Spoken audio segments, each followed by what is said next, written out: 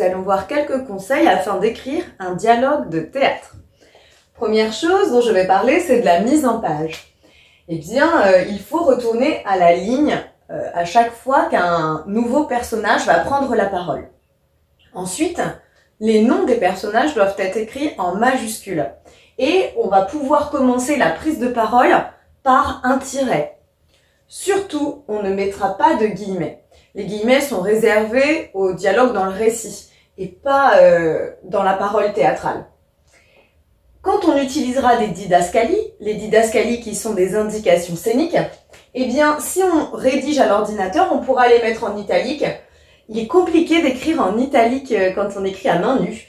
Et du coup, c'est pourquoi je précise qu'on peut mettre, nous, si c'est manuscrit, eh bien, on peut les mettre entre parenthèses. Maintenant, donc ça, c'est vraiment pour la forme. En ce qui concerne le fond, ce qu'on va devoir en dire. Évidemment, c'est comme toute chose, il faut se plier à la consigne. S'il y a une consigne, on essaie de la suivre. En tout cas, on la suit, on doit le faire.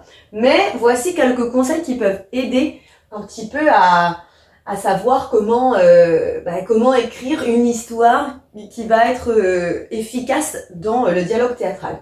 Première chose, je vais penser aux grandes étapes de mon récit. C'est-à-dire que si je dois créer une scène, il faut qu'il y ait un début, un milieu et une fin. Et ça, il faut que ce soit clair dans ma tête et clair sur mon brouillon. Aussi, je peux penser aux entrées et sorties de personnages. C'est-à-dire que souvent, une scène, ça va commencer quand il y a un personnage qui entre. Par exemple, je suis déjà en scène et puis, hop, va y avoir l'arrivée d'un personnage. Et ça peut marquer le début d'une scène. De la même manière, pour finir sa scène, eh bien, l'un des personnages s'en va. Il fait une sortie. Comme ça clôture un petit peu sa scène. Ensuite, eh bien, il faudra situer la scène que l'on est en train d'écrire. Est-ce qu'il s'agit d'une scène d'exposition, c'est-à-dire au tout début de la pièce? Et dans ces cas-là, je dois donner qui, quoi, où, quand, comment. Est-ce que c'est une scène de conflit? Est-ce que c'est dans le dénouement, c'est-à-dire est-ce que c'est à la fin de ma pièce? Mais tout ça, c'est évidemment précisé dans les consignes. Je pense aussi que mes personnages doivent faire des gestes et peut-être être accompagnés d'accessoires. Évidemment, quand on écrit une pièce de théâtre comme ça, en tout cas une scène de théâtre, eh bien on se dit pas, ah oui, là, il se gratte la tête et tout. Alors qu'en fait, eh ben, il faut rendre l'ensemble vivant et les personnages doivent évoluer aussi physiquement dans l'espace. Je garde bien en tête aussi que lorsqu'on écrit une scène, eh bien, le langage n'est pas le même que celui de la vie courante. Donc, si on me demande d'écrire une comédie un peu à la Molière, eh bien, je peux réutiliser des petits morceaux de phrases que j'ai appris dans les pièces, par exemple. Ou je peux utiliser des petits jurons comme parbleu, ou ce genre de choses, hein, sacrebleu. Mais tout ça, ça va être en fonction de si on vous demande d'écrire une scène comique à la manière de Molière, alors là, ok, on peut utiliser ça, hein, la peste soit du maroufle.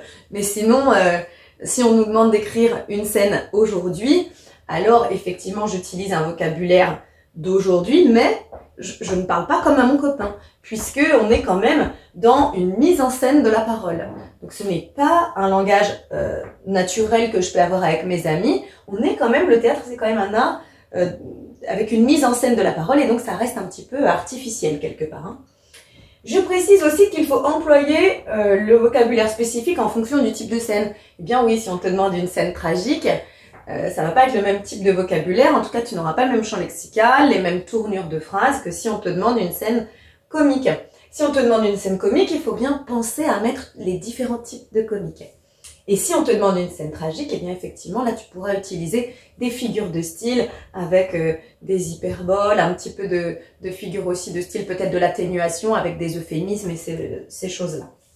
Et enfin, au niveau du rythme de ma scène, eh bien je peux, est-ce que parfois je peux pas faire une petite tirade, c'est-à-dire une réplique un peu plus longue, et puis est-ce que je peux pas émettre des stichomitis? Les stichomitis sont c'est un dialogue très vif, des petites répliques très courtes comme ça qu'on va échanger de manière vive. Tout ça pour dire que comme ça ça peut alterner un petit peu de rythme et ça peut susciter l'intérêt du lecteur. Mais ça, c'est pas du tout obligatoire. N'oublie pas que ce ne sont que des conseils. À toi de jouer à présent. J'ai mis au tableau quelques phrases et il va s'agir pour toi de me dire si c'est vrai ou faux. Tu es prêt ? Alors, quand on écrit un dialogue de théâtre, on utilise des guillemets. C'est vrai ou c'est faux?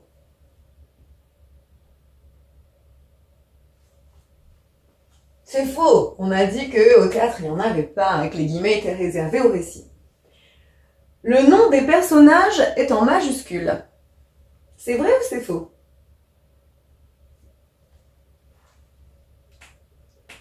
C'est vrai. On utilise des tirets pour la prise de parole après le nom des personnages.